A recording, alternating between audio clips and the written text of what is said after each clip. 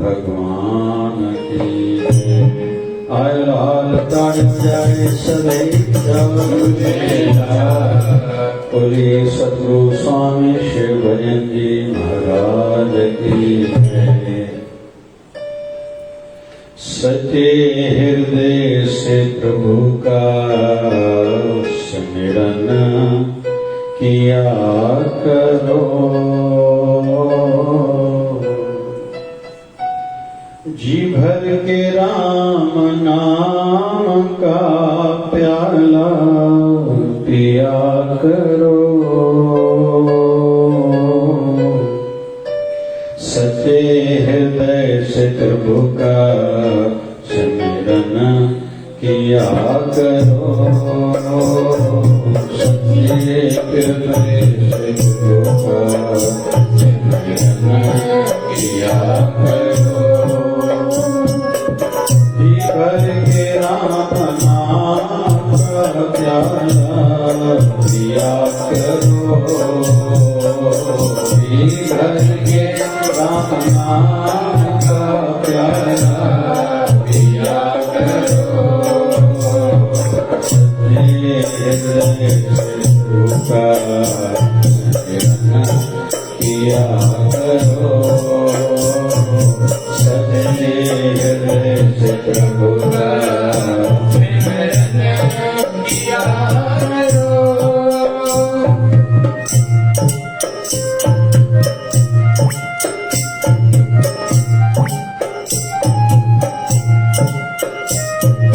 जिसकी दया से चले रही तेरी ये जिंदगी, जिसकी दया से चले रही तेरी ये जिंदगी,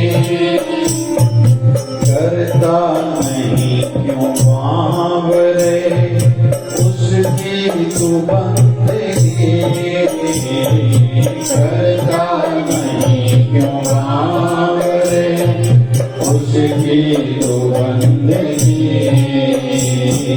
थोड़ा सा वक्त प्रभु को अर्पण किया करो, थोड़ा सा वक्त प्रभु को अर्पण किया करो, थोड़ा सा वक्त प्रभु को अर्पण किया करो,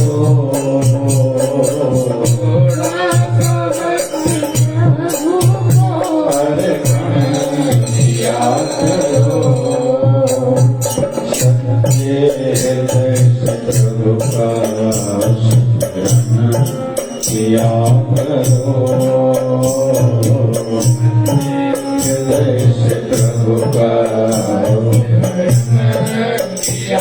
करो। जय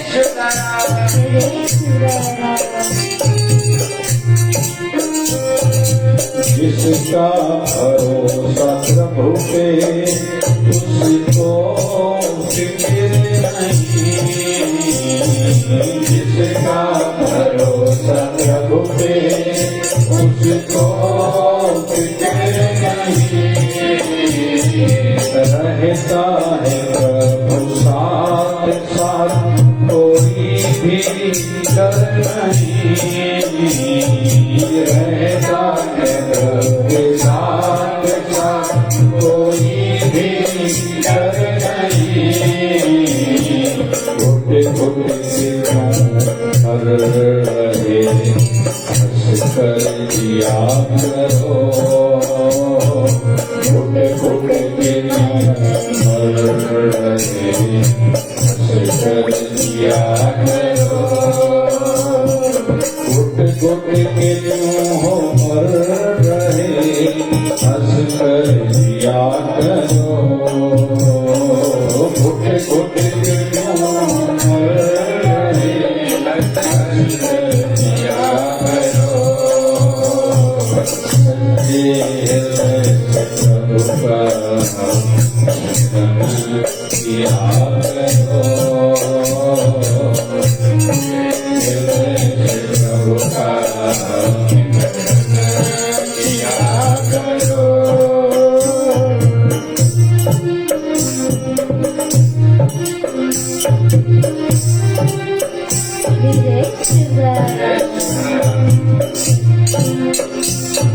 जीवन का भार सौंप दो प्रभु के हाथ में, जीवन का भार सौंप दो प्रभु के हाथ में।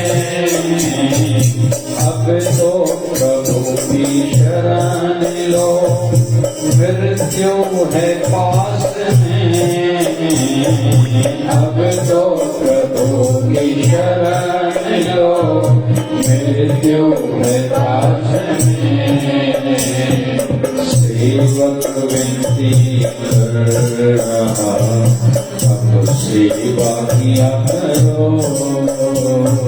सेवक विनती कर रहा, अब तो सेवा करो। सेवक विनती कर रहा, अब तो सेवा करो। सेवक विनती कर रहा, अब तो सेवा करो। सच्चे हृदय से प्रभु का स्मरण किया करो। सच्चे हृदय से प्रभु का स्मरण किया करो।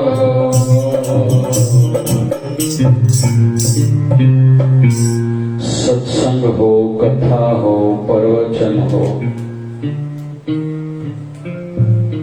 शिक्षाएं तो मिलती हैं, मार्गदर्शन होता रहता है, और हम माया के प्रभाव में रोज आ जाते हैं। तो रोज हमें सीख चाहिए, वचन चाहिए जो हमारी रक्षा करें, जो हमें संभालें। हमारे जीवन की गाड़ी पटरी से उतर जाए तो फिर से उस रास्ते से जोड़ें, लगाएं, धक्का दें, धक्का दे के फिर आगे बढ़ाएं, फिर भगाएं भी। क्योंकि समझ में आते आते बहुत सा समय ऐसे ही व्यतीत हो जाता है, गुजर जाता है। लेकिन संसार में हम इस दृष्टि से देखें, विडंबना ये है कि जब जीवन में होश रहता है, जोश रहता है, तो होश नहीं रहता, और जब होश आने लगता है तो धीरे धीरे जोश जाने लगता है। मतलब शरीर में जब क्षमता है, शक्ति है,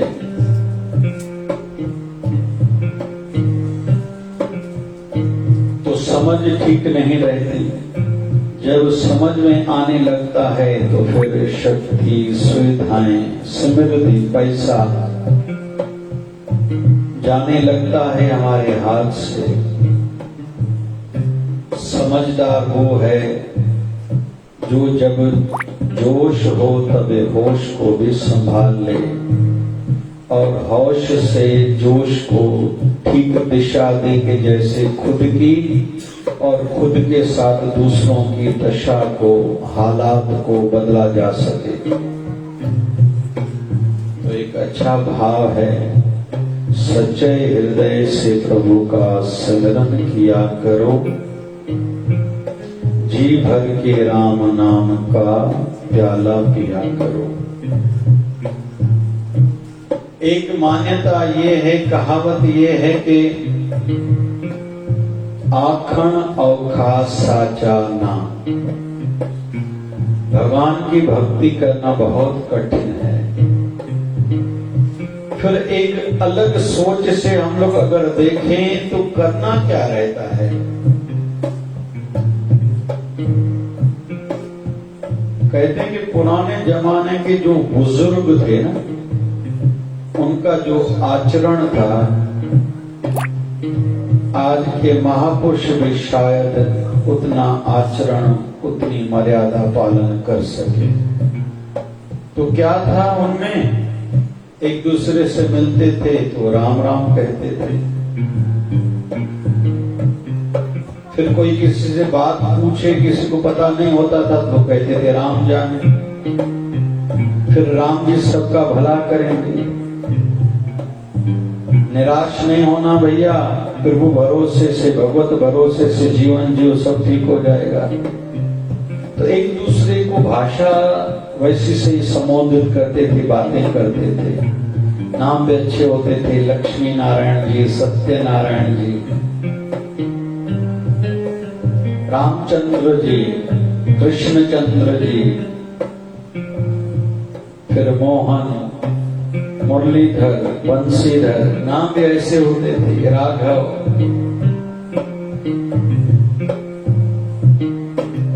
या शिवम, शिव जी, जो धीरे धीरे नाम लुप्त होते जा रहे हैं। विष्णु नाम रखा जाता था, ब्रह्मा नाम रखा जाता था, महेश, सुरेश, दिनेश आदि। फिर माताओं में गौरी, गंगा, गायत्री, जो धीरे धीरे हमारी संस्कृति कहीं तो भी कमजोर हुई दिखाई देती है। पता नहीं आज क्या क्या नाम वेस्टर्न के लोग रखते हैं।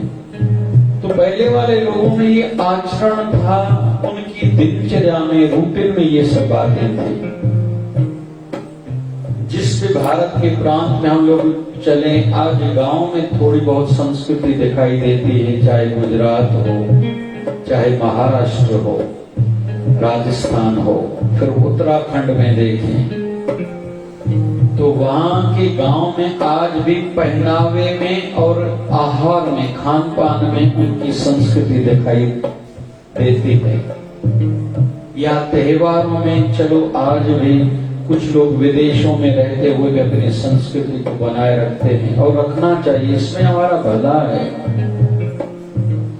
और हमारे त्योहार जितने में हैं वो रुत मौसम के अनुसार हैं और अच्छी परंपराएं हैं। जैसे जिस रुत में जो नया फल आता है तो भगवान को भोग लगाया जाता है। रामनवमी के अवसर पर राम फल आता है तो राम जी को पहले भोग लगाते हम लोग, भगवान के श्री चरणों में चढ़ा के, फिर किसी कन्या को, ब्राह्मण को गुरु दरबार में खिला के, भोग चढ़ा के, लगा के फिर खाते हैं हम लोग। तो भारत की संस्कृति एक ऊंची है। बहुत लोग कहते हैं ये किताबी बातें हैं, पुरानी बातें हैं। तो भैया अगर आप पालन नहीं करोगे तो सब कुछ होने के बाद भी आप रो रहे हो। पढ़ाई बढ़ी है, पैसा बढ़ा है, प्रतिष्ठा बढ़ी है, लेकिन अंदर की अशांति कहाँ मिटी है। आज भी पढ़े लिखे बड़े नगरों में, मेट्रो सिटीज में रहने वाले आशा ये रखते हैं पिताजी जो गांव में रहते हैं उनसे मैं कुछ 1 लाख रुपए लूं, कुछ पैसे लूं, मदद लूं। मेरे बच्चों की परवरिश में भी उनका बड़ा योगदान हो। मेरी माँ बड़ी वृद्ध है, गांव में है, लेकिन फिर भी मेरे बच्चे की परवरिश के समय पे मेरी माँ मेरे घर में आई, क्योंकि मेरी धर्मपत्नी उसको नहीं संभाल पा रही है। आधे आधे मतलब कहीं तो भी हम लोग सीधे रूप में या घुमा फिरा के अपनी संस्कृति को, मर्यादाओं को मान रहे हैं, और इसमें ही हमारा भला है। समझदारी इसी में है कि हम जितना हो सके अपनी संस्कृति से जुड़े।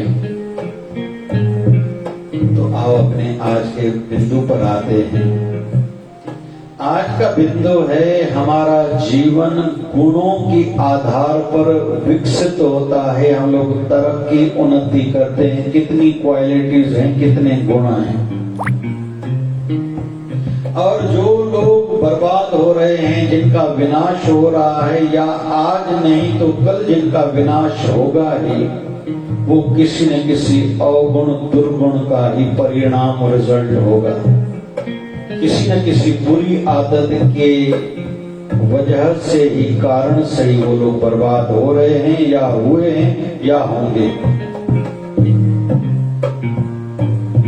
तो संस्कृति से हमें गुण मिलते हैं, जैसे सवेरे सोना, सवेरे उठना, और उठते ही भगवान का नाम लेना। बहुत लोग कहते हैं ये हमारी दादी माँ या मेरे पिताजी, माता जैसे बोलते रहते, मेरी सासू माँ या सदैव मुझे सिखाते रहते। अरे भैया, इसमें ही तेरी हेल्थ भी बनेगी। जो जल्दी सोते हैं, जल्दी उठते हैं, उनकी आयु, एज बढ़ती है। हमारी संस्कृति का मानना यह है कि तेरा आहार खाना पीना सूर्य के साथ होना चाहिए। सवेरे सूर्य उगे तुम पेट भर के खाओ जितना खा सकते हो। सूर्य मध्याह्न काल का समय हो तो भी खाओ थोड़ा कम, लेकिन जैसे सूर्य ढले खुद का खाना बंद करो। आयु बढ़ेगी, पेट नहीं बाहर निकलेगा, हार्ट की बीमारी नहीं होगी, शुगर नहीं होगी, लकवा नहीं होगा, कोई भी बड़ी बीमारी नहीं होगी, जिससे आज पूरा संसार ग्रस्त होता जा रहा है। हर किसी को कोई न कोई हेल्थ की तकलीफ, स्वास्थ्य की तकलीफ है ही है। कोई भी लगभग सेहतमंद दिखाई नहीं देता। थोड़ी बहुत हर किसी को तकलीफ है, किसी को पेट की, किसी को चमड़ी की, किसी को सर्दी खांसी है कफ के कारण, किसी को पित्तवात रोग है, एसिडिटी है। रक्त की एसिडिटी की मात्रा जब बढ़ती है तो वही फिर रक्त गाढ़ी होती है, जिसके कारण लकवा या हार्ट अटैक आता है। ये एक दूसरे से गहरा संबंध रखते हैं। तो लौट के तो हमें वहीं फिर से आना पड़ेगा।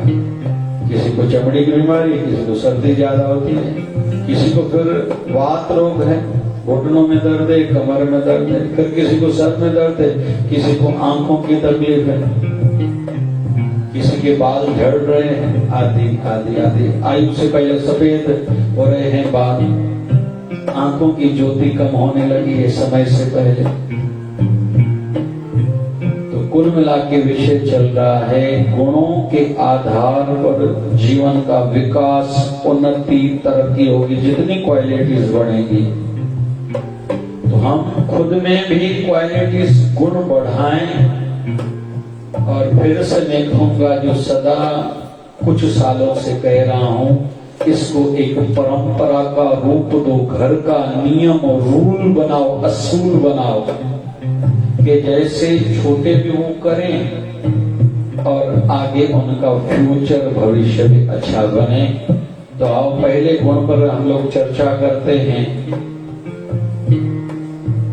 हम लोग वेस्टर्न से सीखते हैं, जो लेकिन सीखना चाहिए वो नहीं सीखते। उनको देख के उल्टे सुलटे कपड़े जरूर देखते हैं और बुराइयां सीखी हैं। वेस्टर्न की एक मान्यता है, honesty is the best policy.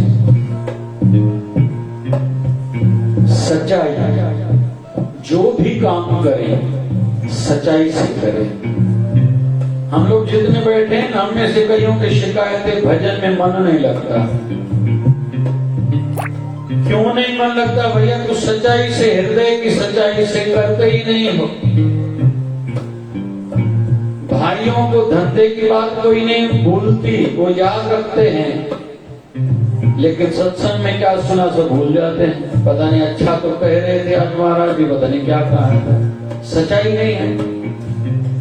थोड़ा बहुत आयु बढ़ने के साथ डर है, चलो जाना चाहिए, पता नहीं आज नहीं तो कल टिकट न कट जाए, थोड़ा सुन के आते हैं। सीखेंगे, हम लोग खुद को बदलेंगे, ये भावना पे रख के नहीं आते तो सत्संग का प्रभाव कैसे आएगा?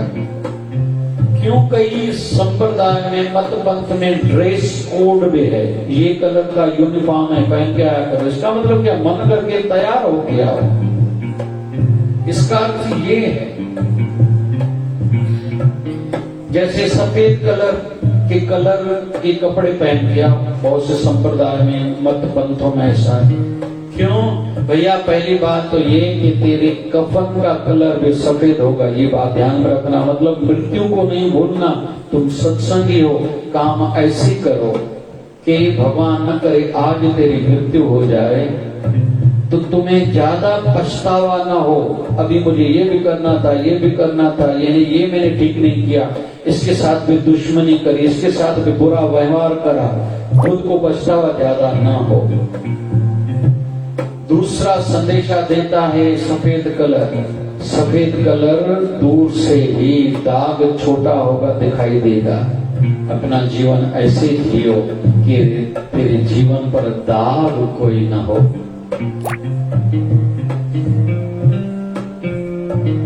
तीसरा इसका सफेद कलर शांति का प्रतीक है। अपना जीवन शांतिमय बनाए रखो, पीस ऑफ माइंड तुझे होनी चाहिए। उतार चढ़ाव का प्रभाव आएगा, लेकिन उसको टिका के नहीं रखो। रात गई बात गई, ऐसी धारणा बनाओ, ऐसी सोच बनाओ। होगा तो सही। हम लोग मार्केट में जाएंगे, कोई हमारी गाड़ी हमारी कहीं साइड में खड़ी आके ठोक देगा। हम लोग सिग्नल पर खड़े, कोई आके ठोक देगा। या हम बाजार में घूम रहे हैं, कोई बहुतों की आदत है एक दूसरे को शरीर का स्पर्श करते हैं। खुद को बचाना चाहिए, लेकिन एक एक बात को थोड़ी दिमाग पे लेना है। कार व्यवहार में ऐसा दिखाई देता है, बहुत से लोग इनडायरेक्ट रूप में हमें तकलीफ देते हैं। ये होगा ही, घर परिवार में भी ऐसा दिखाई देगा। लेकिन हर बात को सदा के लिए दिल पे नहीं लेना है। हाँ, खुद को थोड़ा बदलना है, वो ठीक है, लेकिन मन में कभी भी किसी के लिए बुरा विचार न होना चाहिए। तो सच्चाई से काम करें, भक्ति करें सच्चाई से, धंधा करें सच्चाई से, मित्रता निभाएं सच्चाई से, गुरु दर से जुड़े सच्चाई से, किसी का भी कोई काम करें सच्चाई से।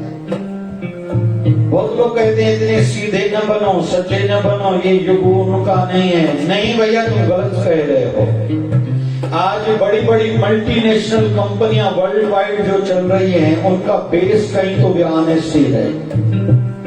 जहां उनकी ऑनेस्टी में अंतर आया, प्रदूषिता बढ़ी, कुछ मिलावट बढ़ी, वो कंपनी आगे नहीं चलेगी, ये पक्की बात है। क्यों कोको कोला हो, पेप्सी आदि हो, पुरानी जब जैसी टेस्ट 30 साल पहले आती थी, आज भी वैसी है। अगर ये लोग खुद थोड़ा भी बदलाव करें, नहीं चलेंगे, क्योंकि उनको गिराने के लिए कॉम्पिटिटर तो उनको बार बार उनकी गलतियों पर ही तो नजर रखते हैं। हम जिस भी फील्ड फैकल्टी में हैं, ये कभी नहीं भूलना चाहिए कि हमें बहुत लोग एज ए कॉम्पिटिटर मानते हैं, भले हम उनको नहीं मानते हो। वो इसी इंतजार में है कि हम लोग गलती करें और हमें वो गिराएं, उसका आधार लेके। और ये नियम आज भी हैं, और जब तक हम लोग जीवित हैं तब तक ये नियम है। लेकिन इस पर निराश नहीं होना है। लोग मेरे गिराने के पीछे पड़े, मेरी निंदा करते नहीं, वो आपके सज्जन हैं, सतर्क कर रहे हैं, जागृत कर रहे हैं। भैया ख्याल करना, गलती करोगे हमारी नजर है आपकी गलतियों पर। इसलिए सरकार में भी, गवर्नमेंट में भी अपोजिशन, कोई विरोध पार्टी सामने रखी जाती है जो उनकी गलतियों पर नजर रखे, क्योंकि सामान्य जनता, आम पब्लिक थोड़ी ऐसा कर पाएगी, उनको बोल पाएगी। उनको भी विशेष एक पद दिया जाता है, अपोजिशन लीडर को भी, हर देश में। कहीं तो भी चाइना जैसे देशों में जहां डिक्टेटरशिप चल रही है, इनका आज नहीं तो कल विनाश होगा ही, उनकी गलतियों के कारण। क्यों फिर से वहां कोरोना हुआ है? हम लोग मौज मस्ती से भारतवासी जी रहे हैं, हमने वैक्सीन बनाई, लगाई, और स्पीड से लगाई जा रही है। जहां से इसका उद्गम हुआ, हमसे आगे तरक्की वाला देश है, ऐसा वो मानता है, लेकिन फिर से वहां क्यों आई? कहीं तो भी पॉलिसीज की कमी, पॉलिसीज की सच्चाई से इम्प्लीमेंटेशन न होना, अमल न करना आदि कारण है। तो जो भी काम करें सच्चाई से करें। दूसरा, मेहनत से काम करना। दुनिया भर में ये एक ऐसा दुर्गुण आया है, हर कोई चाहता है मैं काम कम करूं, मुझे उसके बदले में फल ज्यादा मिलेगा। अरे भैया काम करो। इसलिए वेस्टर्न वालों की सोच ने परसेंटेज वाइज ये काम दिए, इतना जितना काम करोगे उतनी परसेंटेज में तुम्हें पैसा दिया जाएगा। विदेशों में डेवलप्ड कंट्रीज जो कि अमेरिका दी, 1 घंटे के इतने पैसे मिलेंगे, 1 घंटा काम करो भले, लेकिन करो दिल से, और जितना कमा के हमें दोगे उससे परसेंटेज तुझे मिलेगी। ये ठीक सोच है। वैसे ही हमारी भारतीय संस्कृति नहीं है, लेकिन अभी आज के टाइम को देखेंगे, युग को देखेंगे, तो ये ठीक सटीक बैठता है। और ये अच्छा हो रहा है। कहीं तो भी इस दृष्टि से देखें, सरकार की पहले हर कोई चाहता था सरकारी नौकरी मिले, क्यों? घूस मिले, रिश्वत मिले और बाद में पेंशन मिले। अभी कई सालों से भारत सरकार ने पेंशन बंद कर दी है।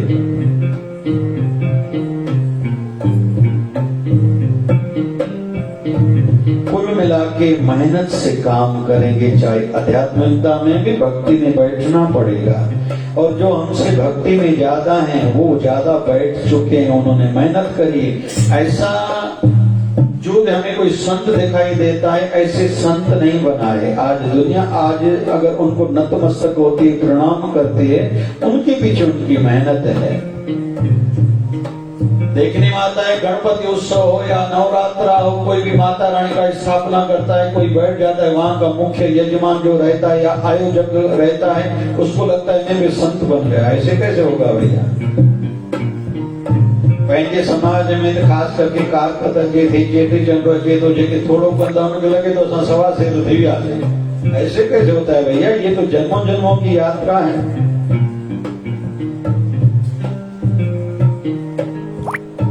तो मेहनत, चाहे संसार हो, धंधे में भी मेहनत, पढ़ाई में भी मेहनत, घर में भी मेहनत। काम चोरों के लिए दुनिया है ही नहीं। बहुत लोग काम से जी चुराते हैं, किनारा करते हैं, साइड हो जाते हैं। आध्यात्मिक संस्थाओं में भी देखा जाता है, बहुत लोग आते हैं, बस हमने आए सत्संग में हो गया। अरे भैया जो सुना वो करो तो सही, तभी लाभ होगा। कोई इंजीनियरिंग की, डॉक्टरी की पढ़ाई करे, वकालत की पढ़ाई करे, लेकिन वो ध्यान में रखे, वो प्रैक्टिस करेगा तो उसका नाम भी होगा, पैसा भी कमाएगा और सेवा भी कर पाएगा। कोई वकालत पास करे, डॉक्टरी पास करे, एमबीए पास करे, सीए पास करे, जानकारी बढ़ी, लेकिन वो काम नहीं करेगा तो लाभ न खुद को मिलेगा, न परिवार को, न दूसरों को, न सेवा कर पाएगा निस्वार्थ भाव से। आज कोई भी मेहनत नहीं चाहता है, बस जुगाड़ के पीछे है। वैसे जुगाड़ शब्द निकला तो शायद सिद्धि समाज से था, अभी तो लॉ के बुक्स में भी ये शब्द आ गया, जुगाड़। रास्ता निकालो, जैसे काम नहीं करते। लेकिन एक बात और कहूं, थोड़ा गहरा विषय चल रहा है और हम सब के लिए जरूरी है। बहुत लोग कहते हैं हार्ड वर्कर नहीं, स्मार्ट वर्कर बनो। अरे भैया, स्मार्टनेस तुझे मिलेगी तब जब हार्ड वर्क करोगे। काम करते करते समझ में आता जाता है कि ये चीज में मैं ये थोड़े समय में ज्यादा कैसे बना सकता हूँ, ज्यादा कैसे पैसे कमा सकता हूँ। लेकिन काम करने के बाद ये समझ अक्ल आती है ना। जो काम नहीं करेगा, शॉर्टकट के पीछे पड़ेगा, वो तो दुखी होगा, असफल, फेल ही होगा। तो दूसरा, पहला सच्चाई, दूसरा मेहनत से काम करना, तीसरा दिल से काम करना। सिंधी में चवंदा नहीं, हिकु दफ़ो हथ भगो हले पर दिल भगो न हले। आज जहां पे देखो कोई भी जो भी कर रहा है दिल से नहीं कर रहा है। स्टूडेंट्स पढ़ाई करते हैं, सामने मोबाइल रखते हैं, बार बार चैटिंग चेक करना। अरे पढ़ाई ये तेरी तपस्या का समय है, 2-4 साल के लिए मोबाइल को फेंक दो, जरूरी समय पर लो बस। बहुत भाई लोग धंधे पर बैठते हैं, मोबाइल हाथ में लेके बैठते हैं। माताएं रसोई घर में रोटी बनाने के लिए जाती है, मोबाइल सामने पड़ी है। इसी कारण से चिड़चिड़ाहट बढ़ी है। घर के पुरुष कहते हैं आज रोटी अच्छी नहीं बनी, बोले अच्छी तो बनाती, पता नहीं आपको क्या हो गया है। कारण वो मोबाइल है, ये व्हाट्सएप, ये फेसबुक आदि आदि। दिल से काम न कर। बहुत लोग कई संस्थाओं से जुड़ रहे हैं, पद ले रहे हैं, काम नहीं करते, दिल से नहीं जुड़े। और हम लोग कैसे हैं, ये हमारी मोबाइल आज की डेट की परिचय देती है। हम लोग मोबाइल से, अपने संस्था, अपने गुरु से, भगवान से, इष्ट देव से, धर्म से कितने जुड़े, हमारी मोबाइल हमारा परिचय देती है। स्टेटस में हम लोग क्या डालते हैं? जैसे महात्मा गांधी बोला करते थे, किसको किस बात पर हंसी आती है, ये परिचय है उसका, ये उस नेचर का, उस स्वभाव का है। मतलब कोई हमारे सामने गिर गया, किसी को हंसी आती है, मतलब दूसरों को गिराना उसको अच्छा लगता है। लेकिन बहुतों को उस समय तकलीफ होती है, जल्दी उठाओ, ये दादाजी गिर गए, ये माता जी गिर गई है। कईयों को दूसरों की प्रगति तरक्की देख के खुशी होती है, कईयों को किसी का लॉस हो गया वो देख के खुशी होती है। ये हमारे स्वभाव का, नेचर का परिचय है, इंट्रोडक्शन है। हम लोग कैसे हैं, वैसे ही हमारी मोबाइल हमारा परिचय है। मैटर क्या भरा हुआ है, हम लोग YouTube पे देखते हैं क्या देखते हैं, फेसबुक पे देखते हैं क्या देखते हैं, व्हाट्सएप पे चैटिंग कैसी आती है क्या देखते हैं, इंस्टाग्राम हो, ट्विटर हो, आदि आदि आदि। और दूसरा खुद का पता चलता है हमारी दोस्ती किस प्रकार के लोगों से बस परिचय हो गया। स्टूडेंट्स में जो पढ़ाई करने वाले उनको पढ़ाई करने वाले ही अच्छे लगते हैं, जो पढ़ाई नहीं करते वो अच्छे नहीं लगते।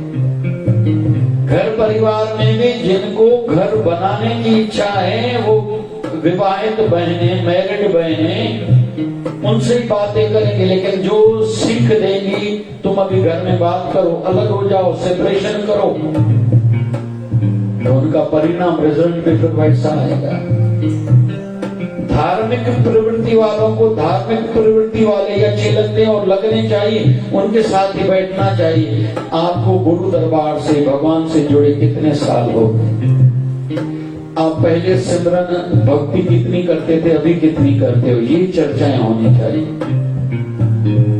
पहले जो नित्य नियम था मेरा पहले जैसा नहीं रहा, आप वैसा ही करते हो या आपका भी कम हो चुका है या बढ़ाया है आपने? तो संगति से भी खुद का परिचय पता चलता है। दिल से काम करना। और चौथा बिंदु, जीवन के ध्येय को, लक्ष्य को निर्धारित करना और उस दिशा में बढ़ना। क्षमा चाहूंगा, आजकल के बड़ों से, बड़ी आयु वालों से पूछेंगे आप क्यों जी रहे हो, पता ही नहीं पाते। संसार मोह है आज भी, बेटे में, पोते में, नाती में। अभी घर बना के देना है बच्चों को, दुकान बना के देना है, बस यही सोच है। मैं खुद के आत्मिक कल्याण के लिए कुछ करूं, धर्म के लिए करके जाऊं, समाज के लिए कुछ करके जाऊं, ऐसी सोच नहीं है। मैं भक्ति बढ़ाऊं, इसी जन्म में मोक्ष पालूं, प्रभु प्राप्ति हो जाए। मैं आंखें बंद करूं, मेरी गुरुवर की मूर्त अंदर में मुझे दर्शन होता रहे, ऐसी साधना में करूं, ज्यादा साधना करूं, सवेरे उठूं, ब्रह्म मुहूर्त में ध्यान में बैठूं, ये सोच भी नहीं है। चिल्लाता हर कोई है बड़ी आयु वाला, मेरी जरूरत आज किसी को भी नहीं है। अरे तेरे गुरुवर को, तेरे भगवान को तेरी जरूरत है, तू ही उनसे नहीं जुड़ता। और यहीं फिर हम लोग, फिर वही इसी विषय पर आऊंगा, हम लोग बैठते किनके साथ है, सलाह किनके साथ लेते हैं। हम लोग महाभारत में देखते हैं धर्मराज माना जाता है युधिष्ठिर जी, ठाकुर जी, भगवान श्री कृष्ण भी उनकी इज्जत बहुत करते थे। लेकिन जब जुआ का समय आया था, दुर्योधन ने, उनका सलाहकार था, उनके मामा शकुनी, उनसे पूछ पूछ के खेली थी जुआ। और युधिष्ठिर को भी कहीं तो इशारा मिला था, क्योंकि वो कभी जुआ थोड़ी खेलते थे। उनको तो विवश किया गया, एक प्लानिंग, एक षड्यंत्र किया गया था। काहे के लिए? क्योंकि द्रौपदी के मुख से एक अलग शब्द, गलत शब्द निकला था, अंधे का बेटा, अंधा। दुर्योधन के मन में बदले की आग जल चुकी थी, जो बढ़ चुकी थी। उसने उसी समय एक संकल्प लिया था अंदर में कि ये द्रौपदी, तुझे इसका तो बदला मैं लेके ही रहूंगा। भावना दुर्योधन की यही थी। लेकिन ये टर्मिनल एक समय था, जीवन में एक ट्विस्ट आने वाला था। तो दुर्योधन ने मामे का सहारा लिया, वो जीत गया। दुर्योधन युधिष्ठिर को भगवान का आसरा होते हुए भी एक तो गलती करी, जुआ खेली, जीवन में खेली एक बार जुआ। उसके बदले में क्या हुआ? राजपाट त्यागा, द्रौपदी की इज्जत पर आंच आई, 13 साल वनवास गए, लौट के आए, प्रस्ताव भेजा था, शांति दूत भगवान श्री कृष्ण को बना के भेजा कि केवल 5 गांव तो उन्होंने नहीं दिए। उसके परिणाम रूप में महाभारत युद्ध हुई, 100 के 100 कौरव भाई मारे गए और कई करोड़ों लोगों की हत्या हुई थी और बड़ी बड़ी हस्तियों का भी वध हुआ था। भीष्म पितामह हो, फिर गुरु द्रोणाचार्य आदि हो, बड़ी बड़ी हस्तियां। हमारे हिंदू संस्कृति को थोड़े पीछे हम लोग इतिहास में, हिस्ट्री में जाएं तो बड़ी बड़ी जो झटके लगे हैं उसमें एक महाभारत युद्ध है। चली तो 18 दिन थी, लेकिन हमारे हिंदू धर्म का, हिंदू संस्कृति का नुकसान बहुत हुआ था।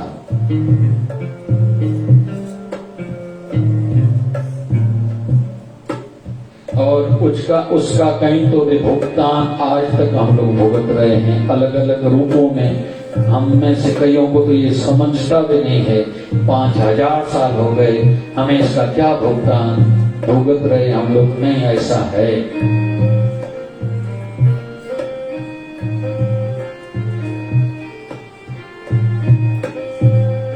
तो जीवन का लक्ष्य निर्धारित करें, मंजिल क्या है। आध्यात्मिक दृष्टि से ध्रुव प्राप्ति, आयु बढ़ने के साथ छोटे आध्यात्मिक सूत्र दे रहा हूं जो आध्यात्मिकता की भी उन्नति कराएंगे और संसार की भी। धीरे धीरे गहरे श्वास लेना शुरू करें, बस धीरे धीरे सहजता से गहरे गहरे श्वास लें। जब सवेरे आंख खुले थोड़ी देर के लिए गहरे श्वास लें। कोशिश करें दिन भर गहरे श्वास लें और रात को सोने तक। ये बहुत बड़े काम करें। जितना हो सके दिन भर में आंखों को बंद रखें। साधना में भी बैठे तो लाइट बंद करके, हो सके तो भली काली पट्टी आंखों पर बांध के बैठे साधना में। जिनको ज्यादा तरक्की करनी है, संसारिक भी, रूहानी भी, आध्यात्मिक भी, शांति पानी है, जिनको मुक्ति पानी है, तरक्की भी, उन्नति भी, भक्ति भी, मुक्ति भी, और जीभ पर भी नियंत्रण, कंट्रोल हो, जुबान पर भी। खाना आयु बढ़ने के साथ कम खाएं। अनाज जितना हो सके, चावल और गेहूं, कणक जितना हो सके कम खाएं। बाजरा अच्छा है। और बोलना भी कम करें क्योंकि हमारी शक्ति इसमें ज्यादा जाती है। ये थोड़े थोड़े नियम हैं, लेकिन ये जीवन में भी, आध्यात्मिकता भी और संसार भी उन्नति कराने वाले हैं। और 5वां बिंदु है मर्यादित जीवन जिए। ये गुण हमें जितने होंगे, हम लोगों का विकास, उन्नति, तरक्की उतनी ज्यादा होगी। बहुतों को लगता है कि ये मर्यादा का युग है। क्या आज दुनिया के पास पैसा खूब है, बारूद बहुत है, लेकिन जितनी मर्यादाएं खंडित हुई हैं उतना विनाश की ओर हम लोग बढ़ रहे हैं। और हर दिशा में विनाश देखने में आ रहा है। कितना नहीं, इस बार बारिश ज्यादा हुई है, ये हमारे कारण से है। आज पानी शुद्ध नहीं पीते हम लोग, उसमें दवाई डालते हैं क्लोरीन। जितनी सब्जियां हमारे घर में आ रही हैं, फ्रूट आ रहा है, सब में दवाइयां हैं। अनाज में दवाइयां हैं, दूध में दवाइयां हैं। क्यों चश्मे छोटी आयु में लग रहे हैं? क्यों कमजोरी हो रही है? कॉन्फिडेंस लेवल कम हो रही है। हमसे थोड़ी होगा, हम थोड़ी कर पाएंगे। जल्दी जल्दी थकान का होना, ये काहे का परिणाम है? ये आज के युग का परिणाम है। छोटी आयु में बड़ी बड़ी बीमारी होना। इसके बदले में क्या करें? प्राणायाम करो, तुलसी के पत्ते खाओ, जल्दी उठो, योग जरूर करो, ध्यान करो। आसन भी, प्राणायाम भी और ध्यान भी। जादू होने लगेगा, जो हम लोग चाहते हो जाएगा। तो मर्यादा हर दिशा में, जिस दिशा में हम लोग आगे बढ़ रहे हैं ना, घर परिवार हो, दुनियादारी हो, व्यवहार हो, धंधा हो, लेन देन हो, आध्यात्मिक क्षेत्र से हम गुरु दरबार से, पंथ से, किसी संत से जुड़े हैं, जितनी मर्यादाएं हमारे जीवन में होंगी उतना हम ऊपर उठेंगे। ये सिंपल बात है, लेकिन बहुत आवश्यक है। बहुत लोग कहीं भी कुछ भी बोल देते हैं। अरे समय का ध्यान रखो, किसके साथ बात कर रहे हो उसका ध्यान रखो।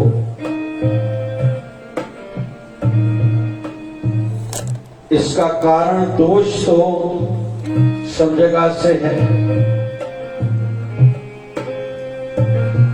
ये जो चलन चली है होटल में रोटी खाना आदि आदि आदि, इस विषय को ज्यादा नहीं कहूंगा। आध्यात्मिक यात्री भी होटल में रोटी खाते। अरे भैया क्यों? मजबूरी है, वो अलग बात है। घूमने के लिए छुट्टियों में जाओ, किसी तीर्थ पर जाओ, हरिद्वार जाओ,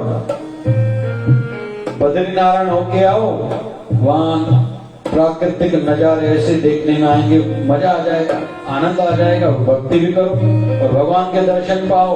और एक बार बद्रीनारायण के दर्शन करने से वहां केवल अपने पितरों के नाम लेने से उनको मोक्ष मिलता है, हमें तो मोक्ष मिलेगा ही। ये बद्रीनारायण की महिमा है और सतयुग का धाम है। घूमना है वहीं जाओ, अमरनाथ जाओ, वैष्णो रानी के दर्शन करके आओ, घूमना ही है अगर आपको तो। रविवार को कहीं जाना है, सत्संग में जाओ।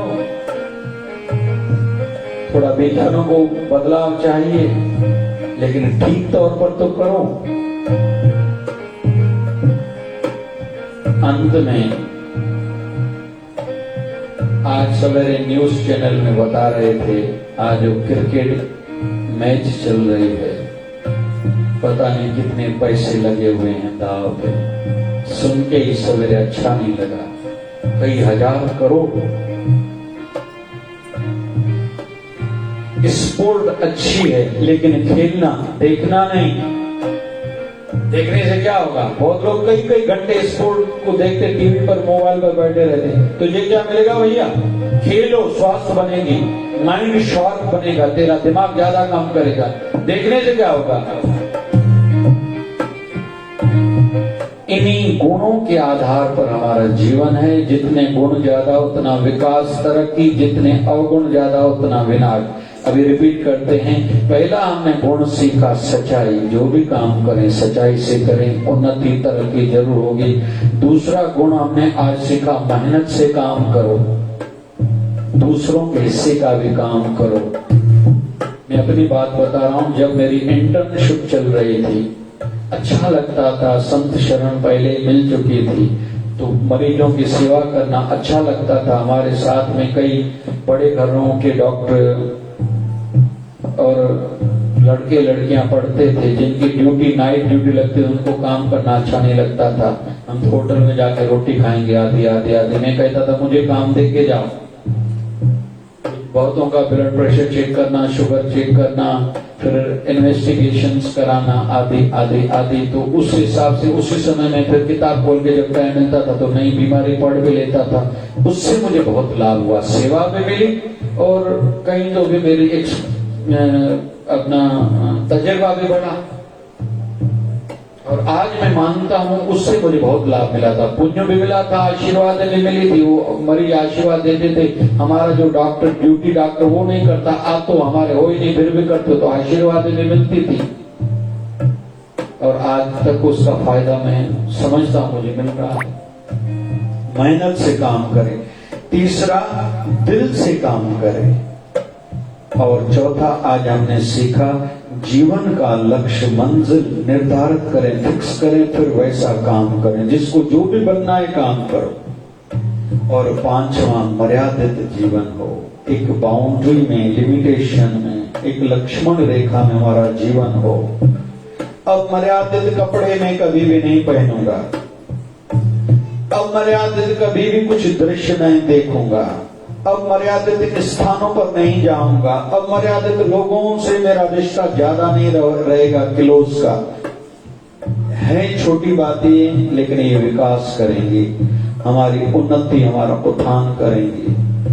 क्योंकि आजकल के बड़े आयु वालों की भी नजर पवित्र नहीं है, ऐसा समाज में बहुत दिखाई देता है। सोच पवित्र नहीं है।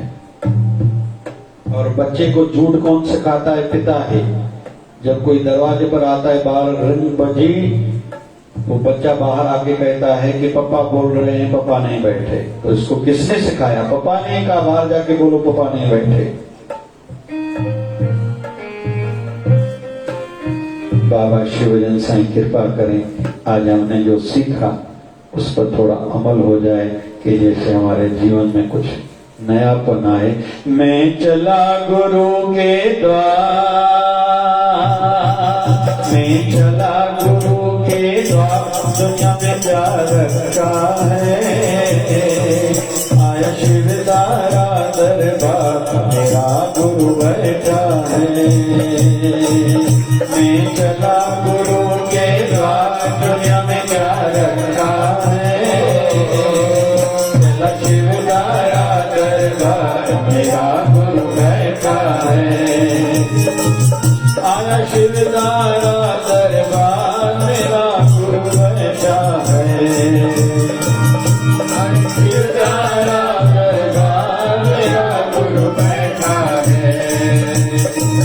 मैं चला, मैं चला, मैं चला गुरु के द्वार, दुनिया में क्या रखा है, आया शिवदारा दरबार, मेरा गुरु बैठा है, मेरा गुरु बैठा है।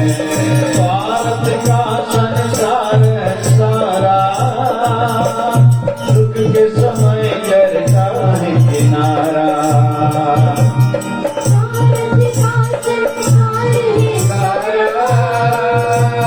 दुख के समय करता है किनारा, दुख के समय करता है किनारा।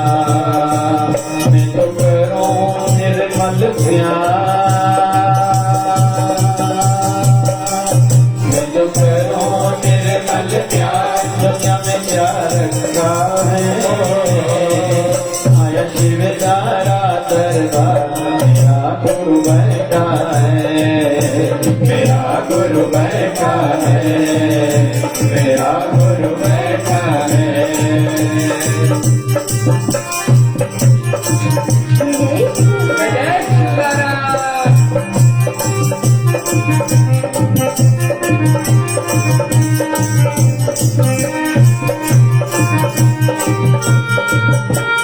जिनके लिए सब कुछ है कर दे, उनको हम ना लगते अब अच्छे, जिनके लिए सब कुछ है कर दे, उनको हमको लगते न अच्छे, उनको अब तो लगते न अच्छे। कर जीवन का सुधार,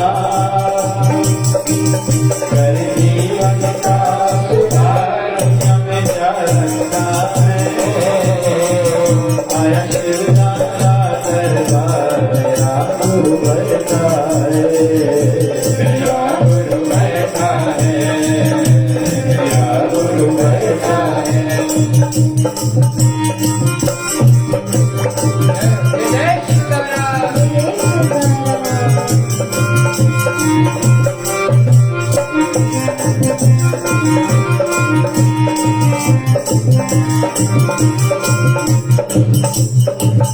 ओ संत दास लो शरण गुरु की,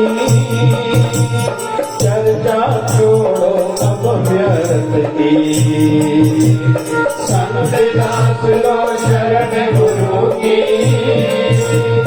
चर्चा छोड़ो अब व्यर्थ की, चर्चा छोड़ो अब व्यर्थ की। कर भवसागर से पार,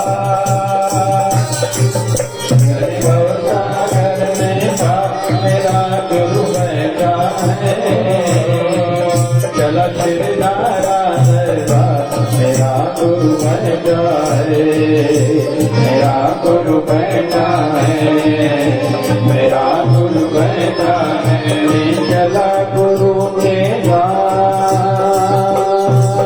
मैं चला गुरु के द्वार, दुनिया में क्या रखा है, आया शिवदारा दरबार, चला शिवदारा दरबार, मेरा गुरु बैठा है, मेरा गुरु बैठा है, मेरा गुरु बैठा है।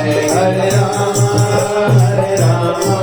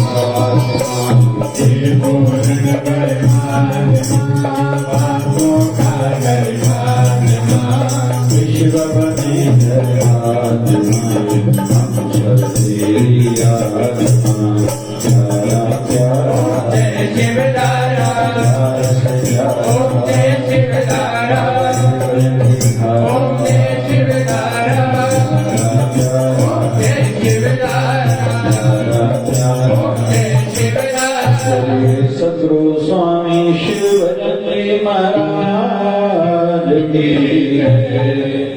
आज के आनंद की कल के मंगल की धर्म की अधर्म का प्राणियों में विश्व का सबका मालिक प्रेमी बाबा गंगा मैया की गौ माता की भारत माता की जय जय शिवधारा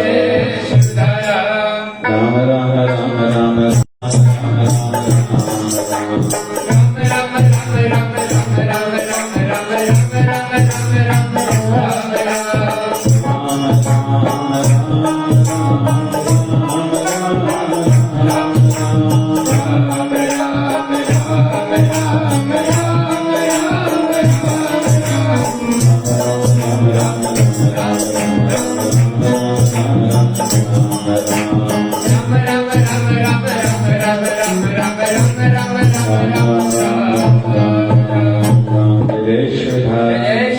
विश्व की स्वास्थ्य एवं विश्व की शांति हेतु मेरी तरह सभी व्यक्ति ओम त्र्यंबकं यजामहे सुगंधिं पुष्टिवर्धनम् उर्वारुकमिव वन्दनात् मृत्युर्मोक्षीयमामृतात् ओम त्र्यंबकं यजामहे सुगंधिं पुष्टिवर्धनम् उर्वारुकमिव वन्दनात् मृत्युर्मोक्षीयमामृतात् ओम त्र्यंबकं यजामहे सुगंधिं पुष्टिवर्धनम् उर्वारुकमिव वन्दनात् मृत्युर्मोक्षीयमामृतात्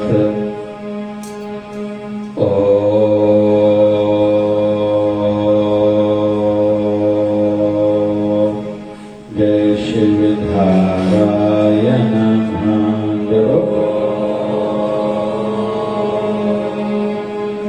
जय शिवधाराय नमः।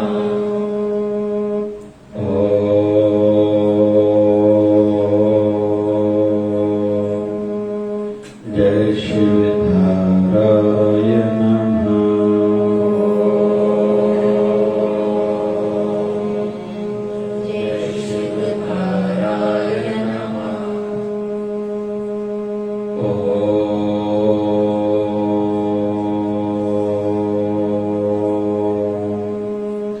जय शिवधाराय नमः।